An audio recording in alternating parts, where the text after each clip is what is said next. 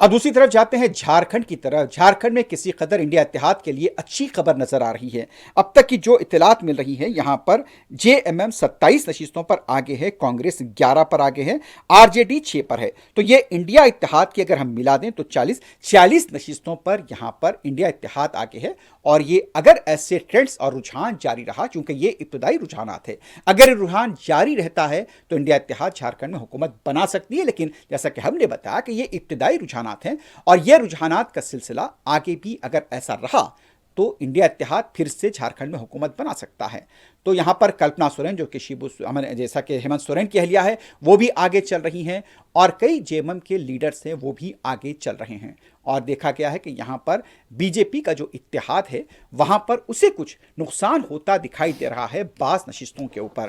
तो एक तरफ महाराष्ट्र से जहां बीजेपी के लिए अच्छी खबर है, झारखंड में हालांकि आपको पता होगा कि घुसपैठियों का मुद्दा काफी उठाया गया था।